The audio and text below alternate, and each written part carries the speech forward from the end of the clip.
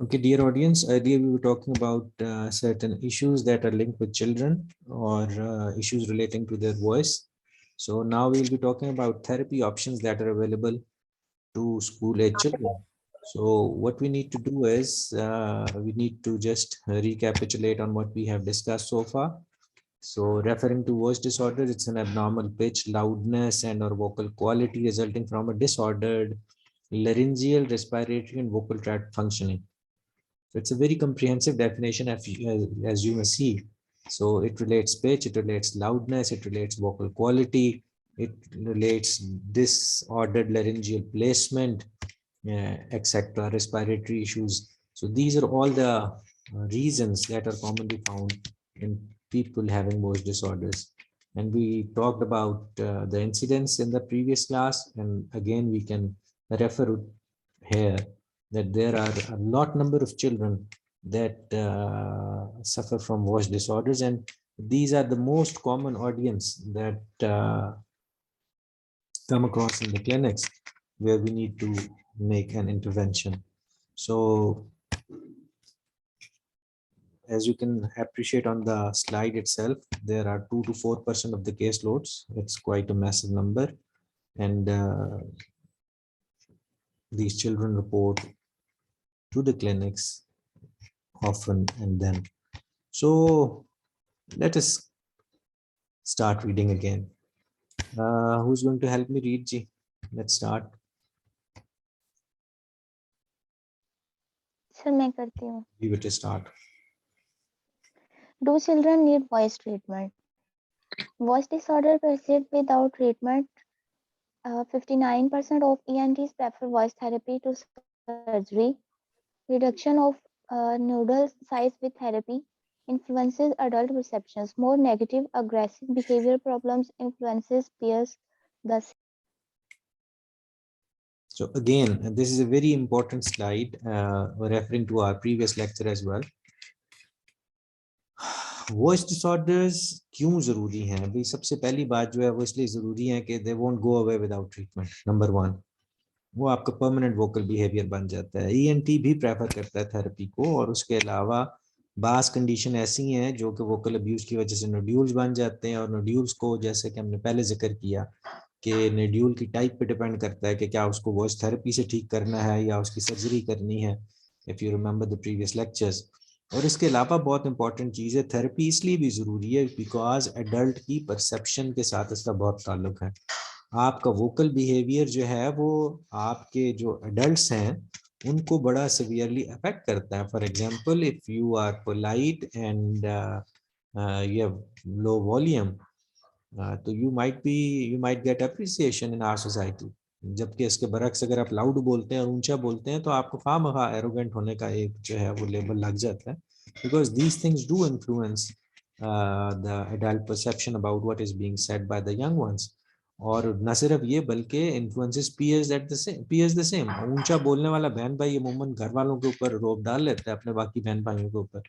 सो इससे भी फर्क पड़ता है. We need to understand that vocal behaviours need to adjust to the society, और जो नॉर्म्स हैं उनके साथ उसको रेफर करना है. सो बहुत सारे फैक्टर्स हैं जिसकी वजह से हम वॉइस ट्रीटमेंट को कंसिडर करते हैं. सो बिहेवियरल एलिमेंट्स तो अपनी जगह पे, लेकिन हमारे जो सोसाइटियल रेफरेंसेस है उनको भी सामने रखना है. Then there's a long list of voice classifications you can see. और मैं इस डिटेल में अभी नहीं जाता because we have discuss these things earlier. लेकिन जो इम्पोर्टेंट चीज़ है, मैं इसकी ट्रीटमेंट के बारे में जानना चाहता हूँ. So let's talk about this thing. जी बेटे, कंटिन्यू रीडिंग.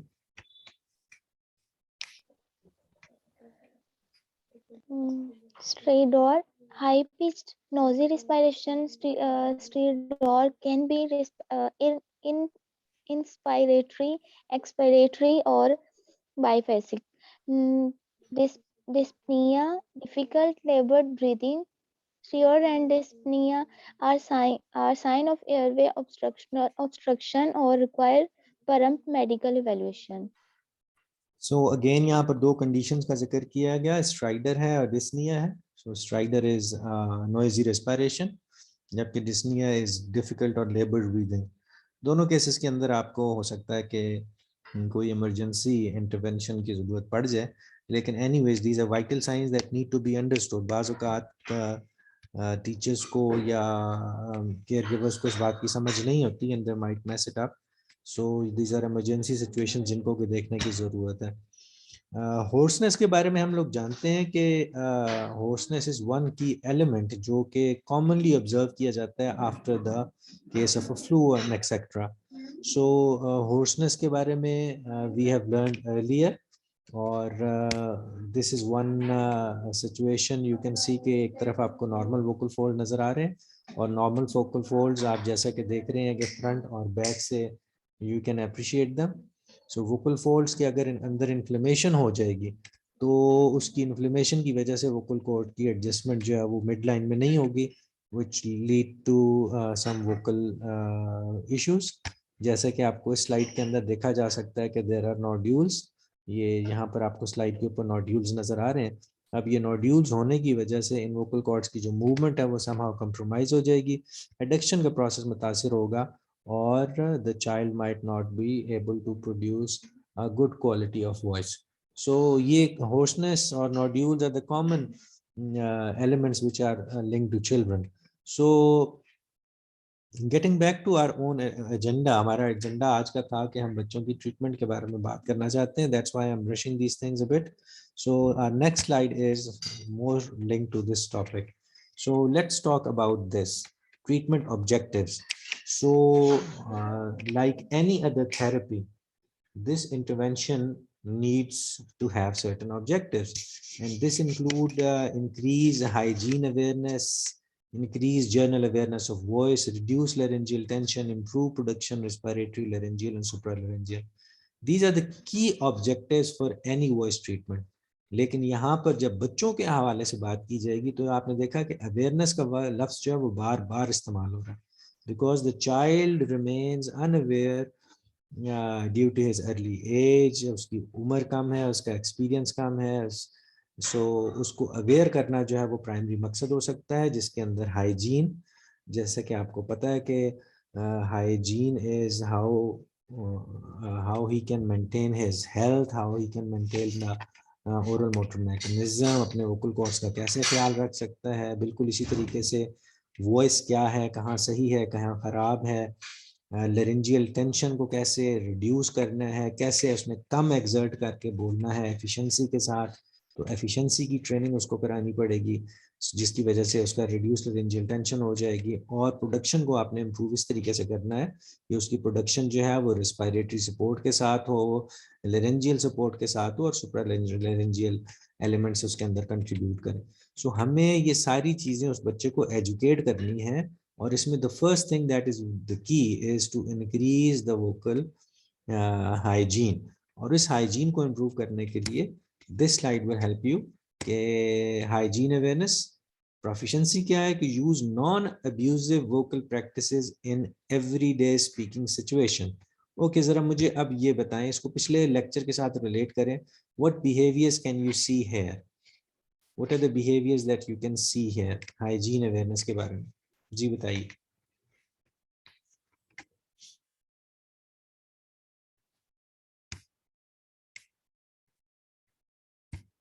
जी बेटे, कोई बता सकते हैं? सर सॉरी, आवाज डिस्टॉर्ट हो गई थी, दोबारा बताइएगा किस चीज को कंपेयर करना है। आप मुझे इस स्लाइड के ऊपर आप कौन कौन सी हाइजीन अवेयरनेस जो है वो आपको नजर आ रही है? सर फर्स्ट ऑफ ऑल तो हमारी जो ओरल हाइजीन है वो बहुत इम्पोर्टेंट है। हमारा जो Intake of इनटेक food। है वो कितना अप्रोप्रिएट वे में, कितना प्रोफिशिएंट होना चाहिए। On the other hand sleep pattern जो है हमारा, क्योंकि इसमें बच्चे बहुत ज्यादा इस एज में इनएक्टिव तो नहीं कह सकते, लेकिन अपनी एनर्जी को कुछ ऐसी एक्टिविटीज में इंडल्ज कर रहे होते हैं, एग्जॉस्ट हो जाते हैं कि उनकी जो स्लीप है वो बहुत एब्रप्ट हो जाती है, और वो प्रॉपर उस तरह से एक हेल्दी जो उनके स्लीप होना चाहिए, हेल्दी उनकी एक रूटीन होनी चाहिए, वो डेवलप नहीं हो पा रही होती है। ऑन दी अदर हैंड जो थर्ड वन है उसमें जो हाइजीन अवेयरनेस है that is related to the environment और maybe the perception के how to speak or how to communicate in every situation, क्योंकि ये बच्चे को नहीं पता होता। और इसके लिए जो environment है वो पेरेंट्स को ही गाइड किया जाता है कि आप जब उसको बाहर मतलब किसी इवेंट में लेके गए हैं, किसी पार्क में लेके गए हैं, घर पर हैं, पीयर ग्रुप्स में, जो भी सिचुएशन अगर हो रही है, तो आपने उस बच्चे को कैसे रियलाइज कराना है कि विच इज परफेक्ट और imperfect for you. Okay, good, Aisha. Hygiene awareness, again, you can appreciate on the pictures as well. Eating behaviors को आपने देखना है, sleeping behaviors को देखना है, और social environment के अंदर आपने किस तरीके से communicate करना है। यहाँ पर आप देख सकते हैं कि बच्चा जो है वो सोते हुए उसने मुंह में हाथ भी डाला हुआ है। So do you think this is hygienic? No. No अच्छा, बिल्कुल इसी तरीके से अगर आप गौर करें तो एक जो राइट साइड पे पिक्चर आपको नजर आ रही है उसमें उसको विस्पर कर रही है। Do you think this is a good vocal behaviour? No sir, whispering भी जो है वो अब्यूसिव बिहेवियर ही होता है। So rather being too loud, that's not good, और इवन विस्परिंग भी जो आपको एक्स्ट्रा टेंशन जो है वो दे सकता है। बट अगेन इस स्लाइड पे इसको दिखाने का मकसद यही था कि आप don't be get near to the person you are talking, rather कि आप अपना वॉल्यूम रेज करें, आप उसके करीब जाकर उसकी बात सुन लें। That is much better, because ये आपके वोकल कॉर्ड्स को ज्यादा खराब नहीं करेगा, उस पर ज्यादा प्रेशर नहीं डालेगा। जी आगे बढ़ें जी।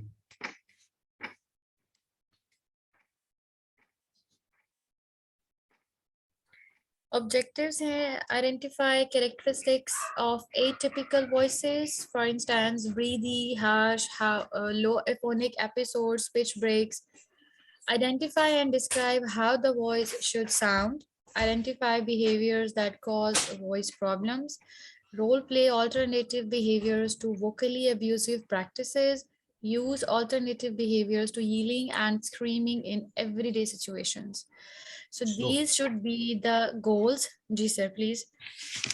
जी, इसमें भी वही हम लोगों को बताया जा रहा है कि हमने बात की थी अवेयरनेस के बारे में, तो जहां उसकी हमने एनवायरनमेंट के अंदर उसके गुड और बैड बिहेवियर्स का जिक्र किया, अब हम we are trying to make him aware about the atypical voices, यानी कि गैर जरूरी या अननेचुरल किस्म के जो उसके बिहेवियर्स हैं वॉइस के अंदर, उनको हमें एजुकेट करने की जरूरत है। द चाइल्ड डजंट नो कि ब्रीदी क्या होता है, हार्श क्या होता है, low aphonic episode, pitch breaks क्या, he doesn't know. So you need to educate the child. बिल्कुल इसी तरीके से फिर न सिर्फ ये उसको एजुकेट करना है बल्कि उसको डिस्क्राइब भी करना है, उसको करके भी दिखाना है कि what do we mean by this. और थर्डली ये है कि उसके बिहेवियर्स आपने उसको डेवलप करने हैं उसके अंदर, और अगर वो डेवलप कर ले तो ठीक है, otherwise you need to provide him some alternative behaviours, कुछ ऑल्टरनेटिव बिहेवियर्स, और वो रोल प्लेइंग के जरिए जो है उसकी प्रैक्टिस कराई जा सकती है। और फाइनली ये कि उसको बताना है कि येलिंग और स्क्रीमिंग जो है उसका ऑल्टरनेट क्या है। येलिंग और स्क्रीमिंग का ऑल्टरनेट भी हो सकता है, विद यूज ऑफ वर्ड्स हो सकता है, अवॉइडेंस हो सकती है। So why should you yell और why should you scream, you can leave the room. So ये कुछ बिहेवियर्स हैं जो कि उसके नाराजगी या एग्रेशन को जस्टिफाई कर पाएंगे, क्योंकि येलिंग भी या स्क्रीमिंग भी एक अनएक्सेप्टेड बिहेवियर था, तब आपने ये ऐसे रिएक्ट किया, तो बेहतर ये था कि इसका एक ऑल्टरनेट भी था कि you can move out of the situation. So ये ऑब्जेक्टिव तो सामने रखें अगर आप, तो आपको समझ आएगी कि यहाँ पर सारी की सारी एजुकेशन है। We are trying to educate the child. As you grow up in age ये चीजें आप ऑटोमेटिकली सीख लेते हैं, लेकिन for a child you may need to press them a bit more, और उसको एजुकेट करने की जरूरत है। जैसे कि यहाँ पर आप अगर आप देखें कि जब आप उसको बिहेवियर्स एजुकेट करते हैं कि कौन से बिहेवियर्स ऐसे हैं जो कि वॉइस को प्रॉब्लम कॉज करेगा, यानी साइलेंटली रीडिंग है, बाय बाय करना, खांसना, शोर करना, बर्ड्स की तरह बोलना, तो आप आपको देखेंगे बच्चे से ये पूछें कि I can be quiet and still have fun pictures, so the child can be quiet. अगर आपने उसको एजुकेट करना है तो he will appreciate this picture, और उसको समझ आ जाएगी कि what are we trying to educate him, ये नहीं करना, ये नहीं करना। बिल्कुल इसी तरीके से आप इन बिहेवियर्स को देखें, इतना ऊंचा बोलना है, इतना ऊंचा बोलना है, क्या करना है आपने। आप अगर गौर करें कि तो ये पिक्टोरियल्स हैं उसके लिए, जिसके लिए बच्चा जो है वो आइडेंटिफाई कर सकता है उन बिहेवियर्स को जो हम उसको टीच करना चाहते हैं.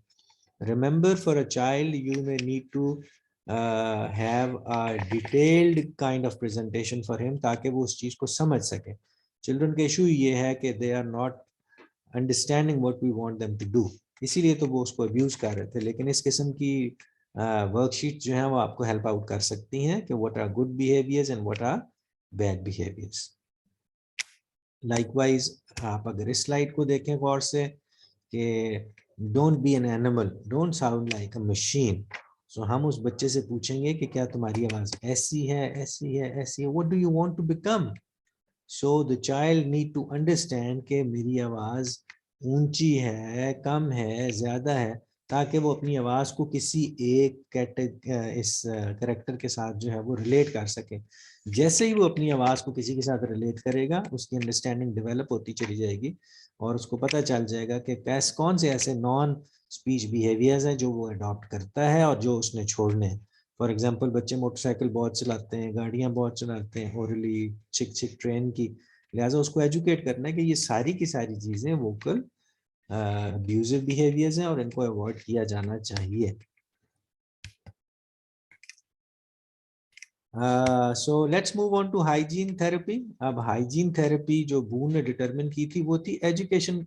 अब एजुकेशन में आप देखो बच्चे को बता रहे हो हाउ डू यू ब्रीथ.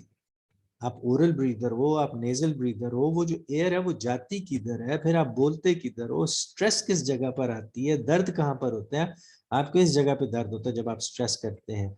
देखो इस एयर को जाने दें अंदर, फिर से एयर को बाहर आने दें, नाक से इंस्पायर करें, ओरली उसको एक्सपायर करें, you will feel relax. Let the air come out of your vocal cords. ये देखें आप वोकल कॉर्ड्स की एक डायग्राम सिंप्लीफाइड अंदाज में अगर बच्चे को समझाएंगे तो वो समझ जाएगा. अगर आप उसको बताएंगे नहीं कि देखो इसने कितनी जोर से अडक्ट किया हुआ है, इसने कितना अच्छा सॉफ्ट सा अडक्ट किया हुआ है. लिहाजा ये एजुकेशन है उस बच्चे की जिसको कि आप मैनेज करना चाहते हैं.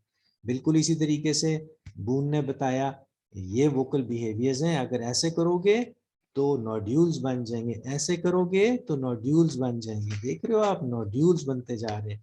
आप ज्यादा जोर से बोल रहे हो, नोड्यूल्स बड़े होते चले जा रहे हैं. तो इन नोड्यूल्स को हमने नहीं पैदा होने देना. सो अगर आप इन तमाम डायग्राम्स को देखें तो बून ने बड़ा कैटेगोरिकली हमारे लिए ये प्लान किया कि हम बच्चों को एजुकेट कर सकें कि आपको पता है आपके गले में दर्द क्यों हो रहा है, बिकॉज ये देखो ये एक नोड्यूल बन गया था, बिकॉज आप इतनी जोर जोर से खांसते थे, इतनी जोर जोर से चीखते थे, देखो नोड्यूल्स कितने बड़े होते चले जा रहे हैं. सो प्ले ग्राउंड में अपने अपने वोकल कॉर्ड्स का आपने ख्याल करना है.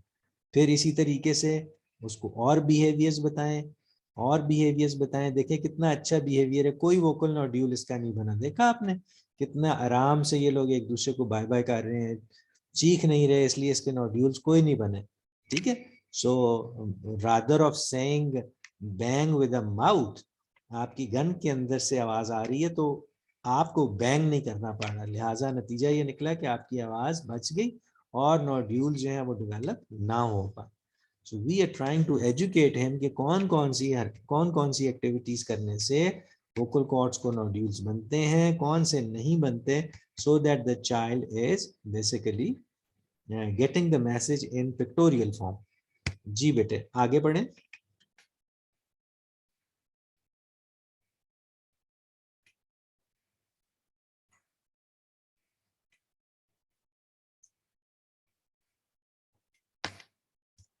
जी बेटे कोई पढ़ेगा. General awareness, proficiency, awareness and discrimination of factors related to voice problem. इसमें भी सर ऐसे ही कि हम उसको मतलब बताएंगे कि उसको अवेयरनेस देंगे कि आप कौन से फैक्टर्स हैं जो आपकी वॉइस प्रॉब्लम मतलब क्रिएट कर रहे हैं, आप इतना चीख रहे हो, शाउट कर रहे हो इस तरह से, तो ये आपकी जो वॉइस डिसऑर्डर मतलब अगर हो रहा है और वॉइस प्रॉब्लम आपको हो रही है. जी बेटे बिल्कुल ठीक कहा. सर मतलब एक जनरल हम अवेयरनेस देंगे. जनरल अवेयरनेस और इसका ताल्लुक बेटे प्रोफिशिएंसी के साथ है. प्रोफिशिएंसी किसको कहते थे?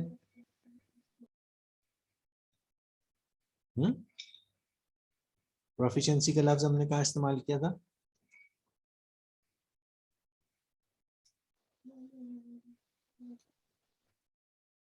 सर यूज ऑफ लैंग्वेज में किया था।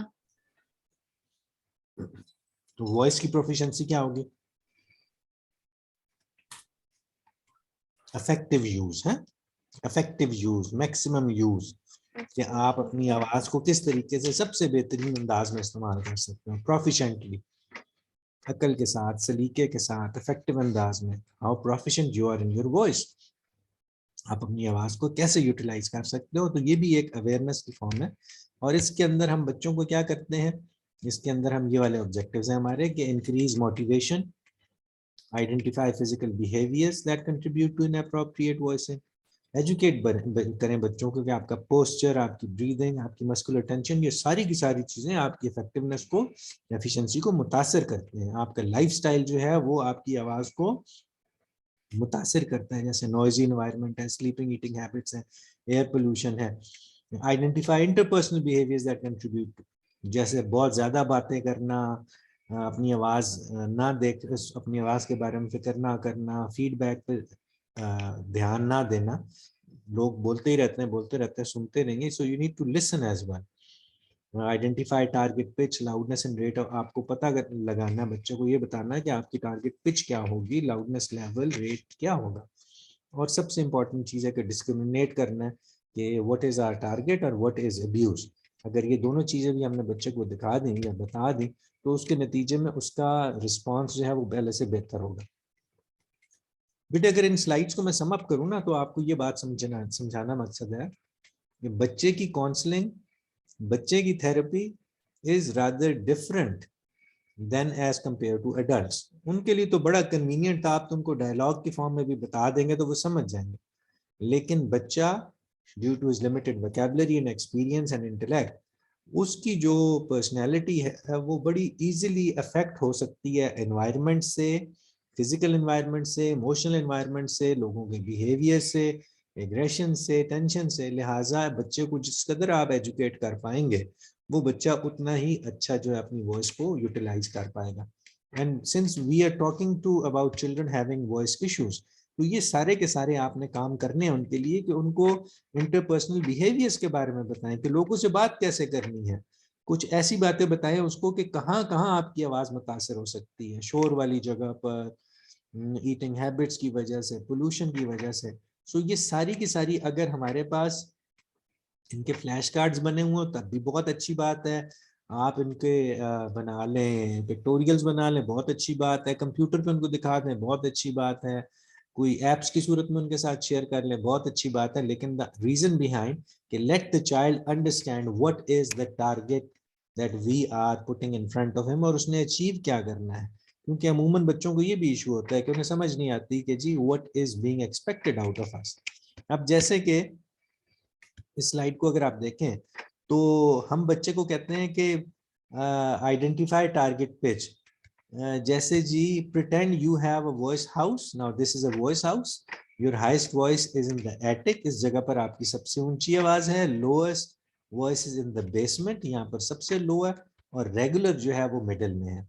अब बच्चे के लिए कितना सिंपल हो गया यहाँ पर समझना कि मेरी आवाज यहाँ से आ रही है, यहाँ से आ रही है या यहाँ से आ रही है। आप जरा गौर करें तो आपको समझ आएगी कि यहाँ पर वो लैरिंग्स को एलिवेट कर रहा था, हाई पिच्ड हो जाएगा, यहाँ पर वो लैरिंग्स को लोअर कर देता है और यहाँ पर लैरिंग्स उसका नॉर्मल पोजीशन में रहता है। And this is the area where we want him to speak. ना ये आवाज है ना ये आवाज है, बल्कि this is a good voice. So बच्चों को ये बताने का मकसद ही ये था कि he will be able to understand. बिल्कुल भी इसी तरीके से जब आप पिच को कंटिन्यू करते हैं बच्चों को तो उसको बताएं बेटे आप यहां से नीचे की तरफ आए और इन स्टेज से ऊपर की तरफ जाएं। So these are your pitch levels. Otherwise तो हम बच्चों को समझा ही ना पाते कि पिच लेवल क्या है, कब पिच जो है वो बड़ी हो रही है, कब पिच जो है वो नीचे हो रही है। जब आप उसको ये डायग्राम दिखाएंगे तो उसको कहेंगे जी अपना नाम डिफरेंट लेवल्स पे बोलो, 1 पे बोलो, 2 पे बोलो, 3 पे, 4 पे, 5 पे। डिक्लाइन करेगा वो आवाज को, यहाँ पर वो आवाज को रेज करेगा। तो आवाज को इस तरीके से नीचे करना और ऊपर करना, ये उसकी वोकल रेंज को स्ट्रॉन्ग करेगा, उसकी वोकल रेंज जो है वो बदलेगी। तो ये भी जो सवाल किया गया था जी मोनोटोनस वाली चीज को कैसे हैंडल करना है, so this is how you address to monotonous voice. that you provide them with some visible clues, जिनको के वो समझता हुआ अपनी आवाज को या अपनी एफर्ट को प्रैक्टिस कर सकता है। बिल्कुल इसी तरीके से अभी तक देख लो हमने एजुकेशन की है, उसके लिए फैसिलिटेशन की है डायग्राम्स की सूरत में, कार्ड्स की सूरत में।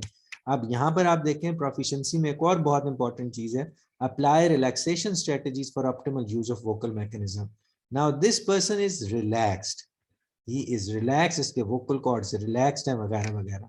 बाज़-औक़ात ये तो होगी इसकी जनरल रिलैक्सेशन, एक रिलैक्सेशन ऐसी भी होती है जो कि लोकलाइज्ड रिलैक्सेशन होती है। लोकलाइज्ड रिलैक्सेशन हासिल करने के लिए अगर मैं इस डायग्राम को बड़ा कर पाऊँ आपके लिए, आई होप यू कैन सी कि किस तरीके से वो अपने लैरिंग्स को टेक्टाइल या फिजिकल मैनेजमेंट के जरिए उसको रिलैक्स कर रहा है। लैरिंग्स को होल्ड करके दाएं और बाएं मूव करने से, सर्कुलर मूवमेंट में मूव करने से उसके वोकल कॉर्ड्स की टेंशन जो है वो रिलीज हो सकती है।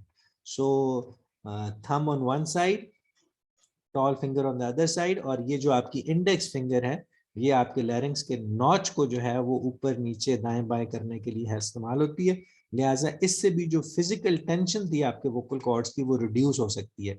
एक तो ये होगी फिजिकल मैनिपुलेशन। इस फिजिकल मैनिपुलेशन के अलावा आप उसको बता सकते हैं कि there are general relaxation exercises as well, जिससे कि आपकी पूरी बॉडी जो है वो रिलैक्स हो सकती है। You can go out and sit और डू सम फिजिकल वर्क, जिससे आपका जो स्ट्रेस वोकल कॉर्ड्स की वो खत्म होकर फिजिकल एनर्जी की फॉर्म में आप उसको किसी और लेम के साथ उसको एंजॉय करें उस एनर्जी को, रादर कि आप अपने लैरिंग्स को ही स्ट्रेस करते रहे। बच्चे को बताना मकसद होता है कि टेंशन और रिलैक्सेशन क्या है। बच्चों को the child doesn't know what is tension and what is relaxation, ठीक है। सो उसको रिलैक्सेशन स्ट्रेटजीज के बारे में आप एजुकेट करते हैं, रिलैक्सेशन टेक्निक्स स्पीच सिचुएशंस में जो है उनके बारे में आप इस्तेमाल कर सकते हैं। जैसे कि आप लोग देख सकते हैं कुछ एक्सरसाइजेज ऐसी हैं जो कि जर्नल एक्सरसाइजेज हैं, increased awareness of tension and relaxation states. अब बच्चे को आप लिटा दीजिए और बच्चे को कहें कि पहले आप अपने एक लिम्ब को स्ट्रेस करें, जोर से स्ट्रेस करें, फिर दूसरे लिम्ब को स्ट्रेस करें, उसको छोड़ दें, पहले को करें और फिर छोड़ दें, हाथों को स्ट्रेस करें, टेंशन लेकर आए हाथों में फिर उन्हें छोड़ दें, इस हाथ में टेंशन लेकर आए फिर इसे छोड़ दें, अपने सांस को होल्ड करें और फिर उसको छोड़ दें, अपनी आंखों को जोर से बंद करें और छोड़ दें, अपने लिप्स को जोर से स्मैक करें और छोड़ दें, पूरी बॉडी को स्टिफ करें और छोड़ दें। अब बच्चे को समझ आएगी कि टेंशन क्या होती है। जब टांग अकड़ जाती है तो टेंशन होती है, जब हाथ अकड़ जाता है तो टेंशन होती है, जब गर्दन अटक जाती है, स्ट्रेस हो जाती है तो टेंस होती है। अब इसको अनस्ट्रेस कैसे करना है, जैसे ही मैं उसको टेंशन खत्म करता हूँ वो अनस्ट्रेस चला जाता है। तो बच्चे को बेसिकली तो हमने इस जगह के बारे में समझाने के लिए इन तमाम लिम्स का सहारा लिया था। इन तमाम लिम्स का सहारा लेने के बाद बच्चे को न सिर्फ ये कि एक जनरल रिलैक्सेशन हासिल होगी, बल्कि उसके साथ साथ उसको ये समझ आ जाएगा कि कब उसके वोकल कॉर्ड्स टेंस होते हैं और कब वो अपने वोकल कॉर्ड्स को रिलैक्स कर सकता है। सो दूसरे लफ्जों में उसके लिए ये रिलैक्सेशन जो है वो बेहतर हो जाती है, उसको रिलैक्सेशन करने का तरीकाकार समझ आ जाता है, अदरवाइज शायद वो उसको समझ नहीं पाएगा। तो ये तो होगी हमारी जनरल रिलैक्सेशन होगी। और लोकलाइज रिलैक्सेशन के लिए आपको बताया कि किस तरीके से डिजिटल मैनिपुलेशन की जाती है लैरिंग्स की, लैरिंग्स को अपने 3 फिंगर्स की मदद से दाएं बाएं ऊपर नीचे करके भी रिलैक्सेशन हासिल की जा सकती है, गर्दन के मसाज करने से भी रिलैक्सेशन। सो वो लोकलाइज्ड रिलैक्सेशन होगी, और ये जो आपको पिक्चर में नजर आ रही है ये जनरलाइज्ड किस्म की रिलैक्सेशन। जैसे ये देखें, demonstrate activities to produce relax speech, use plenty of air, shrug her shoulders, drop her jaw, breathe deeply, do neck rolls. You they can look, she's stiff, her neck is stiff, her eyes are stiff, her eyebrows are stiff, lips are stretched. हमने इसको relax करना है, तो इसको relaxation करने के लिए these are the activities. These are the, don't worry too much, use her lips more, stamp her feet, relax her muscles. ये रिलैक्सेशन आप उसको एजुकेट कर सकते हैं। इस तमाम कन्वर्सेशन के दौरान जो मैं आपको कन्वे करना चाहता हूँ कि when it comes to children the therapy plans are different, intervention is slightly different as compare to adults. और इसमें You need to consider the age of the child, the experience of the child, the likeness, dislikeness of the child, strengths and weaknesses of the child, और उसके बाद उसकी therapy को आप plan करते हैं. सो जितने भी आप उसको मॉडल्स दिखा सकें, जितनी भी उसको डिस्क्राइब कर सकें, जितना भी उसको अवेयर कर सकें इनडायरेक्ट तरीके से, that is wonderful for the child.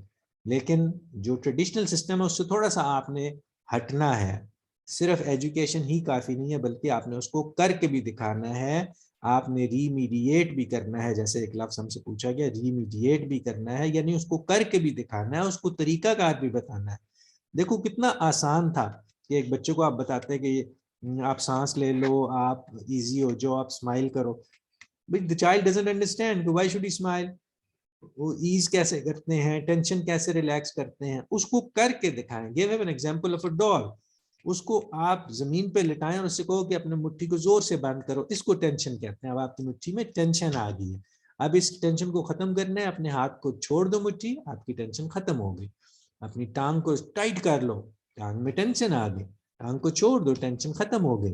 तो जब बच्चे को ये समझ आता है कि ये टेंशन हम खुद डालते हैं और फिर टेंशन को खुद निकाल भी सकते हैं, this is where he learns कि किस तरीके से वो अपने वोकल टेंस्ड वोकल बिहेवियर्स को एक नॉन टेंस वोकल बिहेवियर के साथ रिप्लेस कर सकता है. So these are the things that are very essential for the children, और उनकी एजुकेशन के अंदर हमें काफी सारी हेल्प करती हैं. रिस्पायरेशन बहुत इंपॉर्टेंट है. बाज लोग जो हैं वो बड़े सुपरफिशियल ब्रीदर्स होते हैं, डीप इनहेल नहीं करते, बगैर सांस लिए वो बोलना चाहते हैं. This is not good. You need to educate, you need to educate the child के जी be fair with the air.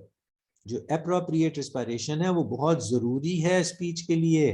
एक ही सांस में इतना लंबा जुमला नहीं बोलते हैं, उसकी फ्रेजिंग करते हैं, दो दो तीन तीन लफ्ज बोलते हैं. अगर आप इतना लंबा जुमला बोलेंगे तो आपके वोकल कॉर्ड्स टेंस हो जाएंगे.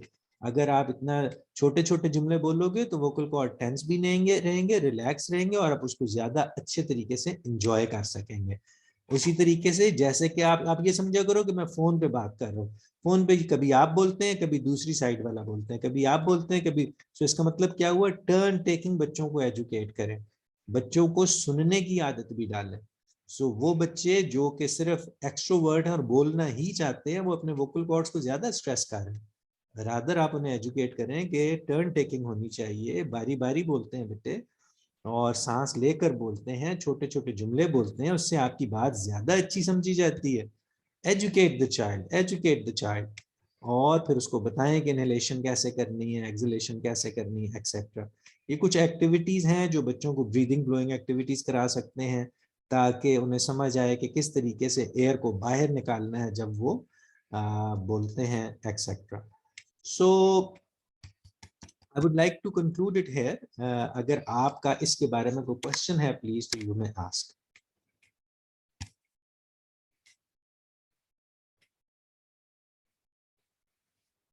जी बेटा.